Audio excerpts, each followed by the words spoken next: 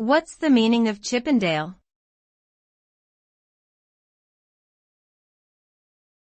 Chippendale.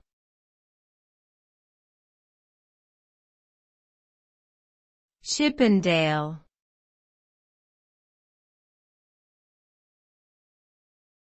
Chippendale.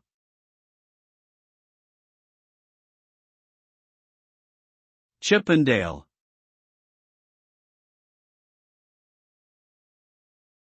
Chippendale refers to a style of furniture that was popularized by Thomas Chippendale, an 18th-century English cabinetmaker.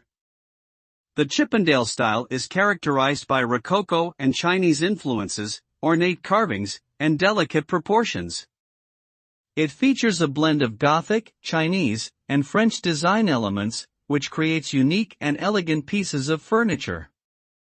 Chippendale furniture is highly coveted by collectors and enthusiasts, and it remains a popular style today.